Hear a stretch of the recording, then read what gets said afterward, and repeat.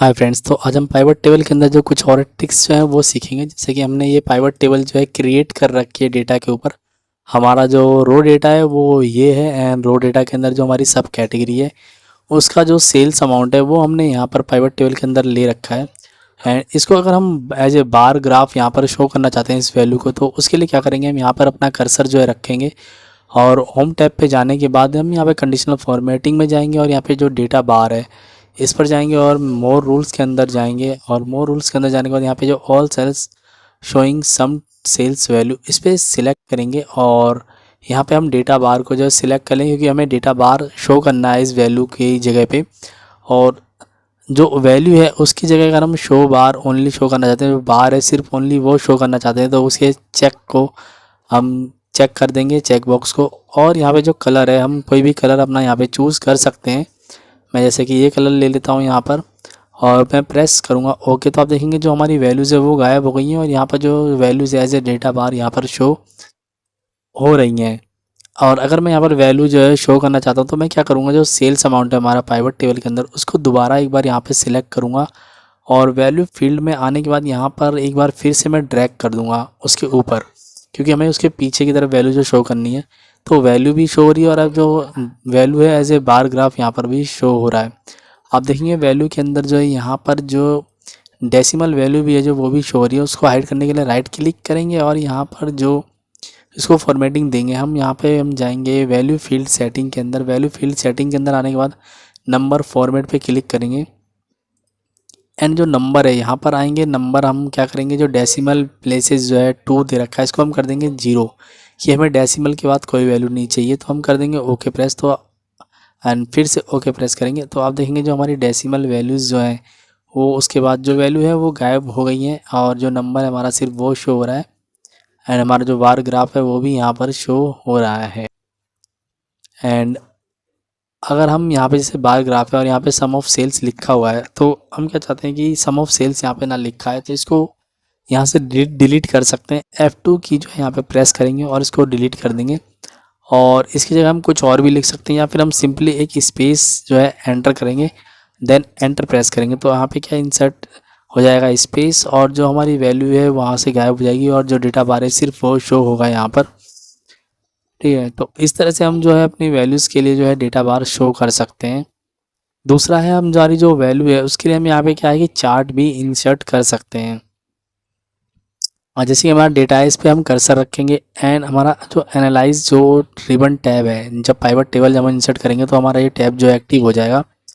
And यहाँ पर जाने के बाद जो है पाइवट चार्ट पे हम क्लिक करेंगे तो हमारे जो पाइवट चार्ट के जो डिफरेंट ऑप्शन आ जाएंगे। जैसे कि ये कॉलम चार्ट है, अगर मैं इसे सिलेक्ट करके ओके करता हूँ तो आप देखेंगे हमारी जो दोनों वैल्यू हैं सेल्स की, जैसे कि मैंने जो ग्राफ जो इंसर्ट किया है वो भी सेल्स की वैल्यू है, जो उसका जो नंबर जो शो करने के लिए मैंने एक फील्ड जो एंटर करी है दोनों की वैल्यू यहाँ पर शो हो रही है फिलहाल। तो और आप देखेंगे यहाँ पर जो नाम है वो भी आप देखेंगे यहाँ पे जो कुछ तिरछे उसमें आ रहे हैं।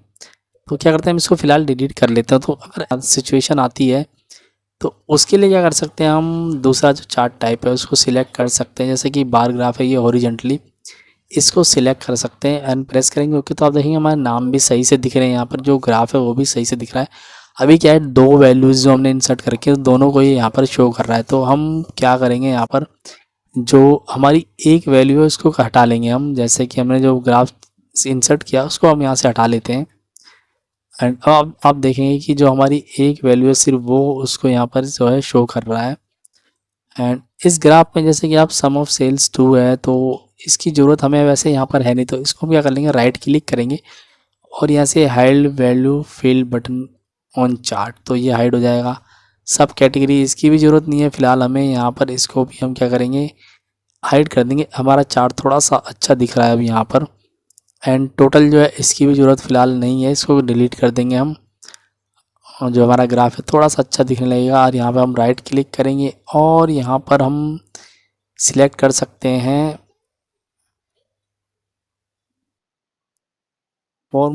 फॉर्मेट प्लॉट एरिया, और यहाँ से जो हम डिफरेंट जो सेटिंग है वो कर सकते हैं हम यहाँ से चार्ट्स के लिए। फ़िलहाल हम कोई सेटिंग नहीं कर रहे हैं। ठीक है, हमारी जो ये ग्रिड लाइन से इसको भी हम यहाँ से डिलीट कर सकते हैं। लेकिन जब हमारी ग्रिड लाइन है उसके बेसिस पे क्या होता है कि हमारी जो जो भी नंबर्स है वो हमें सही से दिखाई देते हैं। जैसे कि हमारा जो ये ग्राफ है यहाँ तक आ रखा है तो हमें दिखाई दे रहा है कि ये जो हमारा अराउंड 6 लाख है, 1 2 सैकड़ा हज़ार 10,000 लाख, तो 6 लाख के नियर अबाउट है। तो अगर हम ग्रिड लाइन को हटा देंगे तो हमारा थोड़ा सा एज्यूम्पशन जो है वो सही नहीं हो पाएगा। तो उसके लिए हम क्या करेंगे, अब जैसे ग्रिड लाइन हमने हटा दी यहाँ से, तो ग्रिड लाइन हटा दी तो हम यहाँ पे जो है डेटा बार्स पे जो हम क्या वैल्यू जो है उसकी दिखा सकते हैं। हम राइट क्लिक करेंगे इस पर, एंड राइट क्लिक करने के बाद हमें यहाँ पे दिखाएगा ऐड डेटा लेवल। तो ऐड डेटा लेवल पे हम सिलेक्ट करेंगे तो हमारी जो वैल्यूज़ है डेटा लेवल सो वो शो होने लगेगा। और हमें अब ग्रिड लाइन की यहाँ पे ज़रूरत भी नहीं है, क्योंकि जो हमारी जो बार ग्राफ है उनकी वैल्यू भी उनके सामने जो है यहाँ पर शो हो रही है। तो इस तरह से जो है हमारा डेटा बार जो है वो इंसर्ट कर सकते हैं, हम कोई ग्राफ इंसर्ट कर सकते हैं पाइवट टेबल के ऊपर। जैसे कि हमारा ये ग्राफ जो कि ऑलरेडी इंसर्ट है, और यहाँ पर हम इसको कुछ नाम भी दे सकते हैं। जैसे कि यहाँ पर भी टोटल लिखा हुआ, तो मैं इसको दे सकता हूँ सेल्स। आप कुछ भी नाम दे सकते हैं, फिलहाल मैं सेल्स जो है नाम दे सकता हूँ, देता हूँ। और बाहर क्लिक करूँगा तो यहाँ पे नाम उसका सेल्स हो गया है। उसकी वैल्यू यहाँ पर शो हो रही है। जो हमारे टाइप्स ऑफ जो है सेल्स जो है कैटेगरी सब कैटेगरी वो यहाँ पर शो हो रही है। और इस पे हम क्या है कि स्लाइसर भी जो है वो अप्लाई कर सकते हैं। उसके लिए हम जाएंगे यहाँ पर एनालाइज टूल के अंदर, और एनालाइज टूल के अंदर हमारे पास मिलेगा यहाँ पर इंसर्ट स्लाइसर। इस पर क्लिक करेंगे, एंड क्लिक करने के बाद जो हमारी वैल्यू है इसको हम हाइड भी कर सकते हैं, या इसको यहाँ से जैसे कॉलम है वो भी हाइड कर सकते हैं। फिलहाल मैं यहाँ पे रख लेता हूँ आपको दिखाने के लिए। और अब क्या है कि हमें स्लाइसर किस चीज़ पे इंसर्ट करना है, जैसे कि मैं मार्केट वाइज जो है सेल्स उसको देखना चाहता हूँ, तो मैं यहाँ पे स्लाइसर इंसर्ट कर लूँगा, मार्केट के ऊपर करूँगा, ओके क्लिक, तो हमारा जो स्लाइसर आ जाएगा मार्केट के बेसिस पे। और यहाँ पे जैसे मैं किसी पर्टिकुलर जो मार्केट है उसकी सिर्फ सेल्स देखना चाहता हूँ, उस पर क्लिक करूँगा तो आप देखेंगे उस पर्टिकुलर जो मार्केट है उसकी सेल्स यहाँ पर शो हो रही है। मैं अफ्रीका की देखना चाहता हूँ तो अब अफ्रीका में जो सेल्स है वो शो हो रही है। अगर मैं मल्टीपल जो मार्केट है उसको देखना चाहता हूँ, मैं कंट्रोल प्रेस करूँगा और कंट्रोल के साथ मैं दूसरी जो मार्केट है उसको सिलेक्ट करूँगा, तो आप देखेंगे दोनों जो मार्केट है उसकी सेल्स यहाँ पर शो होगी। और अगर मैं 3 मार्केट देखना चाहता हूँ, 3 ही मार्केट कंट्रोल के साथ सिलेक्ट करूँगा तो वो मार्केट की जो है सेल्स यहाँ पर शो होगी। मैं फिर दोबारा किसी एक मार्केट पे क्लिक कर देता हूँ और उसकी मार्केट की जो है सेल्स यहाँ पर शो होने लगेगी। इस तरह से हम स्लाइसर, ग्राफ, बार ग्राफ जो भी अपने डेटा पे इंसर्ट करना चाहते हैं वो इंसर्ट कर सकते हैं। तो मैं स्लाइसर को फिलहाल यहाँ से डिलीट कर सकता हूँ। आप इसकी फॉर्मेटिंग भी कर सकते हैं। जब आपका स्लाइसर सिलेक्ट होगा तो यहाँ से डिफरेंट जो फॉर्मेटिंग है वो आप अप्लाई कर सकते हैं अपने स्लाइसर के ऊपर। एंड फिलहाल मैं इसको कर देता हूँ डिलीट। जो हमारा ग्राफ है इसको सिलेक्ट करेंगे और यहाँ पे डिलीट बटन प्रेस करेंगे तो हमारा स्लाइसर जो है वो डिलीट हो जाएगा। ग्राफ को भी हम यहाँ से सिलेक्ट करेंगे एंड डिलीट जो बटन है उसको प्रेस करेंगे तो हमारा जो ग्राफ है वो भी जो है डिलीट यहाँ से हो जाएगा। एक चीज़ मैं और यहाँ पर शो करना चाहता हूँ, तो ग्राफ को हम लाते हैं कंट्रोल जेड की मदद से वापस। तो हमारा ग्राफ जैसे कि यहाँ पर आ गया है, और हमारे डेटा के अंदर जो है कुछ जो कि डेट्स भी हैं, जैसे कि आप डेट्स देख सकते हैं, ये डेट्स भी हैं। तो यहाँ पर हम टाइम लाइन जो है वो भी इंसर्ट कर सकते हैं। उसके लिए क्या हमारा कर्सर रखेंगे हम अपने पाइवट जो टेबल का डेटा है उसके अंदर, और जाएंगे हम एनालाइज के अंदर। एनालाइज के अंदर जाने के बाद हमें यहाँ पे मिलेगा इंसर्ट टाइमलाइन का ऑप्शन, इस पर हम क्लिक करेंगे। तो अब हमारे पास जो डेट्स हैं उसके बेसिस पे हमारे पास शो करेगी कौन सी डेट के बेसिस पे आप जो है टाइमलाइन इंसर्ट करना चाहते हैं। तो हमारे पास जो है डेट्स है order date and ship date, हम कोई सी भी डेट अभी फ़िलहाल ले लेते हैं, जो भी आपकी रिक्वायरमेंट होगी उसे आप सिलेक्ट कर सकते हैं। मैं जैसे कि ऑर्डर डेट ले सकता हूँ। ऑर्डर डेट लेने के बाद मैं ओके प्रेस करूँगा तो अब हमारे पास एक टाइमलाइन भी यहाँ पर आ गई है। मैं इसको यहाँ पर थोड़ा सा छोटा कर देता हूँ।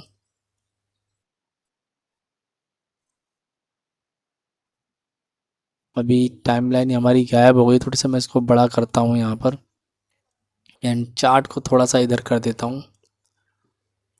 अब क्या है कि हमारी जो टाइमलाइन यहाँ पर इंसर्ट हो गई है और ये मंथ वाइज जो है डेटा दिखा रहा है। जैसे कि अभी 2015 का डेटा जो है दिखा रहा है एंड ऑल पीरियड। जैसे कि मैं सिर्फ दिसंबर का देखना चाहता हूँ 2015 में, तो दिसंबर पे क्लिक करूँगा तो दिसंबर का कोई डेटा यहाँ पर शो नहीं हो रहा है, एंड सितंबर का भी कुछ शो नहीं हो रहा है। ये मंथ वाइज है, ये 2015 के जनवरी, जुलाई, जून, जुलाई, अगस्त, ठीक है। तो इस तरह से हमारा डेटा यहाँ पर आ रहा है। और कि मंथ वाइज अगर हम जो चेक कर रहे हैं तो यहाँ पे हमें डेटा कुछ शो नहीं हो रहा। आप देखेंगे जो जितने भी ईयर्स हैं उनका मंथ वाइज यहाँ पर शो हो रहा है। एंड मंथ वाइज यहाँ पर डेटा हमारा रिफ्लेक्ट नहीं हो रहा है, वैल्यू हो सकता है कम हो या फिर ना भी हो, ऐसा भी हो सकता है। तो जैसे कि मंथ वाइज है तो हम यहाँ पे जो ड्रॉप डाउन है इस पर क्लिक करेंगे और यहाँ से हम जैसे क्वार्टर वाइज कर लेते हैं।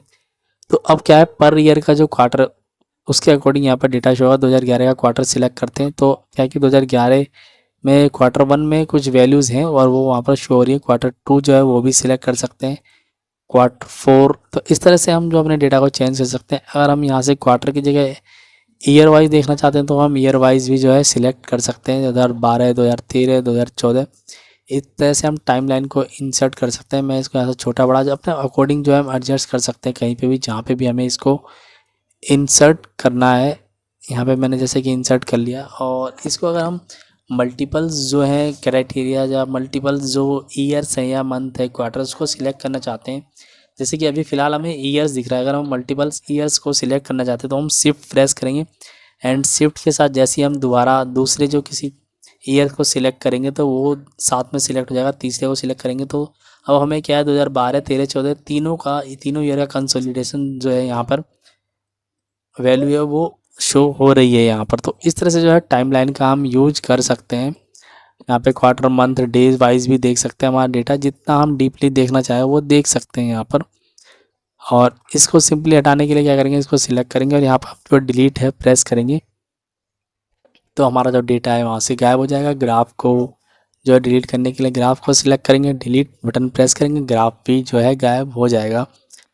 अब हमने जो यहाँ पर वैल्यू ले रखे हैं ये क्या है कि जो हमारी सब कैटेगरी है उनकी सेल्स दिखा रहा है, लेकिन सब कैटेगरी की जगह अगर हम यहाँ पर अदर जो हमारे मार्केट है, जैसे कि आप रो डेटा पाएंगे तो मार्केट है, रीज़न है, अगर इस वैल्यू को सेग्रीगेट करना चाहते हैं कि हम सपोज़ कि हमारी जो सम ऑफ सेल्स तो है, एक्सेसरीज की सेल्स तो है, बट हम एक्सेसरीज़ जो हमारी यूएस के अंदर भी सेल हुई है। और आप देखेंगे एक्सेसरीज़ अगर और थोड़ा सा कहीं पे आगे देखेंगे तो एक्सेसरीज़ जो है अदर मार्केट जो है उसमें भी सेल्स हुई होगी कहीं पे, या हो सकता है नहीं हो, लेकिन अदर आइटम्स जो है वो तो दूसरे मार्केट में सेल्स हुए होंगे, दूसरे रीजन में भी सेल्स हुए होंगे। तो अगर उसके अकॉर्डिंग आप जो मार्केट डेटा को देखना चाहते हैं तो उसके लिए सिंपली आप क्या करेंगे, जैसे रीज़न है तो रीज़न वाइज देखना चाहते हैं तो रीज़न को कॉलम में इंसर्ट करेंगे तो हमारा डेटा जो सेग्रीगेट हो जाएगा और जो जितने भी रीजन्स में जो है सेल्स हुई है वो भी यहाँ पर शो होगी और उसका टोटल भी हमारा ही पास यहाँ पर एंड में आ जाएगा। हाँ, रीजन का डेटा थोड़ा बड़ा हो जा रहा है तो मैं मार्केट देखता हूँ, मार्केट में कितने मार्केट हैं। सो मार्केट में हमारे पास कम मार्केट्स हैं तो थोड़ा अभी डेटा हमारा छोटा दिख रहा है। तो इस तरह से भी हम अपने आइटम जो डेटा है उसको हम सेग्रीगेट कर सकते हैं और वैल्यू को देख सकते हैं कि सेल्स जो है हमारा डिफरेंट मार्केट्स में किस तरह से हुई है। एंड साथ ही इसके अगर हम किसी जो कॉलम को, जैसे हमारे पास यहाँ मल्टीपल कॉलम्स है और हम चाहते हैं कि जो हमारा कॉलम्स है ये वाला, अगर हम चाहते हैं कि ये पहले दिखाई दे तो हम इसको सिंपली यहाँ पर सिलेक्ट करने के बाद जो हमारा कर्सर है यहाँ पर लाएंगे और हमारा कर्सर जब कुछ इस तरह से हो जाएगा प्लस आइकन में, तो इसको सिलेक्ट करने के बाद हम इसको ड्रैग भी कर सकते हैं और ड्रैग करने के बाद हम यहाँ पर शिफ्ट कर देंगे तो हमारा जो हमारा कॉलम है वो शिफ्ट हो जाएगा। तो इस तरह से जो है कॉलम है उसको भी हम यहाँ पर शिफ्ट कर सकते हैं पाइवट टेबल के अंदर। एंड ये हो गया हमारा जो पाइवट टेबल को किस तरह से हम एनालाइज करेंगे। एंड इसमें आप देखेंगे कुछ जो हमारी वैल्यूज़ है, जैसे कि यहाँ पर आप देखेंगे ये ब्लैंक भी शो हो रहा है और हम इस ब्लैंक की जगह कुछ और शो करना चाहते हैं कि ब्लैंक की जगह हमारा ब्लैंक ना शो, यहाँ पे कोई वैल्यू इंसर्ट करना चाहते हैं तो सिंपली जो पाइवट टेबल है इस पर राइट क्लिक करेंगे। एंड राइट क्लिक करने के बाद हमारे पास ऑप्शन आता है पाइवट टेबल ऑप्शन और इसके अंदर हमारे पास आता है लेआउट एंड फॉर्मेट और यहाँ पर दिखेगा आपको फॉर एम्प्टी सेल शोज। तो एम्प्टी सेल जो है उसके लिए आप क्या शो करना चाहते हैं, जैसे कि मैं यहाँ पर हाइफन शो करना चाहता हूँ, मैं हाइफन यहाँ पर इंसर्ट करूँगा और प्रेस करूँगा ओके। तो जितनी भी वैल्यूज़ हैं हमारी यहाँ पर उसके लिए जो है 0 यहाँ पर इंसर्ट हो गया हाइफन इंसर्ट करते ही। एंड जो ये हाइफन है अगर इसको आप जो कि एज ए हाइफन ही शो करना चाहते हैं तो उसके लिए यहाँ पर आप क्या करेंगे, कंट्रोल 1 जो है प्रेस करेंगे। एंड कंट्रोल 1 प्रेस करने के बाद आप जाएंगे यहाँ पे कस्टम फॉर्मेटिंग के अंदर और कस्टम फॉर्मेटिंग के अंदर आपको नीचे कुछ ऑप्शन मिलेंगे। आप जैसे कि ये ऑप्शन है इसको सिलेक्ट कर सकते हैं। फिलहाल अभी मैंने एक ही सेल सिलेक्ट किया था उस पर अप्लाई होगा, ठीक है। तो मैं क्या करता हूँ पूरे जो डेटा है उसको सिलेक्ट कर लेता हूँ और यहाँ पे कंट्रोल 1 प्रेस करूँगा और कस्टम फॉर्मेटिंग के अंदर जाने के बाद में यहाँ से जो सेकंड ऑप्शन है इसको सिलेक्ट कर लेता हूँ, प्रेस करूँगा ओके। तो अब देखेंगे जितने भी हमारी जो वैल्यूज़ हैं, जहाँ पर जीरो आ रहा था वहाँ पर हाइफन शो हो रहा है। तो इस तरह से आप जो एम्प्टी सेल है उसको रिप्लेस कर सकते हैं हाइफन से। तो जैसे कि आप देखिए पाइवट टेबल जो हमने लगा रखी है, जैसे कि आप अप्लाइंसेस है, तो अप्लाइंसेस का ऑर्डर जैसे कि देखेंगे आप 9 मार्च 2013 में भी हुआ है, और अप्लाइंसेस का ऑर्डर आप देखेंगे यहाँ पर 12 जो है 26 मतलब वो सितंबर का डेटा था एक्चुअली, सितंबर का, और 26 जो है दिसंबर 2013 में भी जो है ऑर्डर हुआ है। अगर हम देखना चाहते हैं यहाँ पे कि जो लेटेस्ट जो सेल है या लेटेस्ट ऑर्डर जो है वो कब हुआ है, या फिर हम देखना चाहते हैं जो जो सबसे स्टार्टिंग जो फर्स्ट ऑर्डर था वो कब हुआ था, जैसे कि मिनिमम या मैक्सिमम, इस तरह से डेट में अगर हम देखना चाहते हैं तो उसके लिए भी हमारे पास एक ट्रिक है। उसके लिए हम क्या करेंगे, यहाँ पर जैसे कि अभी हमने ये हटा ले रखा है, इसको मैं हटा लेता हूँ, सेल्स को भी यहाँ पे हटा लेता हूँ, और अप्लाइंसेस में हम देखना चाहते हैं जो हमारा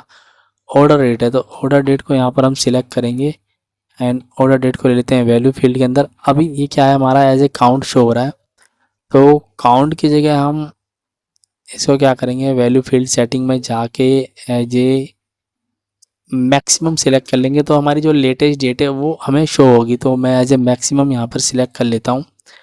अभी ये एज ए जो हमारा नंबर है वो शो हो रहा है, इसको हमें डेट फॉर्मेट में भी चेंज करना पड़ेगा। तो फॉर्मेटिंग हमारी बहुत ज़रूरी है एक्सेल के अंदर। तो मैं यहाँ पर करता हूँ कंट्रोल 1 प्रेस, और कंट्रोल 1 के अंदर मैं इसको कर लेता हूँ डेट फॉर्मेट के अंदर, और जो भी फॉर्मेट हमें पसंद हो यहाँ से हम सिलेक्ट कर सकते हैं, करेंगे ओके प्रेस। तो अभी क्या है, हमारी जो मैक्सिमम डेट है, जो लेटेस्ट डेट है वो यहाँ पर शो हो रही है। अब देख सकते हैं यहाँ पर जैसे एक्सेस सीरीज, तो आप देखें एक्सेस सीरीज में जो हमारी जो क्या 2 दिसंबर 2014 है। तो अगर मैं यहाँ पर आता हूँ एक्सेस सीरीज पे और यहाँ पर फिल्टर लगाता हूँ एक्सेस सीरीज के अंदर, तो मैं यहाँ पर सिलेक्ट करता हूँ एक्सेस सीरीज, एंड जो यहाँ पे सबसे बड़ी डेट है 2014 की दिखा रहा था वो, तो 2014 में देखते हैं हम दिसंबर की डेट ही आ रही होगी। दिसंबर आप देखेंगे दिसंबर में 2 तारीख है, एंड हमारा जो पाइवट टेबल है उसमें देखेंगे 2 दिसंबर 2014 आ रहा है। तो इस तरह से हम मैक्सिमम मिनिमम वो है जो डेट्स को ला सकते हैं अपने डेटा के अंदर। जैसे मैक्सिमम है, अगर हम यहाँ पर मिनिमम लाना चाहते हैं तो यहाँ पर जाएंगे, हम वैल्यू फील्ड के अंदर ड्रॉप डाउन पे क्लिक करेंगे और वैल्यू फील्ड सेटिंग पे जाएंगे, और यहाँ पर हम मैक्स के मिनिमम जो है सिलेक्ट कर लेंगे। तो हमारी जो सबसे ओल्ड डेट जो होगी वो यहाँ पर शो होने लगेगी। जैसे कि आप देखिए एक्सेस सीरीज में जो सबसे फर्स्ट ऑर्डर था 13 मई को आया था, यहाँ पर फिल्टर लगा ही हुआ है, यहाँ पर हम चेक भी कर सकते हैं ऑर्डर डेट पे। और जो फर्स्ट ऑर्डर है 2011 में, हम देखेंगे कब आया, तो हमारा जो फर्स्ट ऑर्डर सबसे मई में 13 तारीख को आया था। आप देख सकते हैं यहाँ पर भी शो हो रहा है। तो इस तरह से कुछ जो ट्रिक्स थी पाइवट टेबल की हम यहाँ पर यूज कर सकते हैं, और अपने डेटा को एनालाइज कर सकते हैं, शो कर सकते हैं, विजुलाइज कर सकते हैं। तो आज की वीडियो में इतना ही, मिलते हैं नेक्स्ट वीडियो में।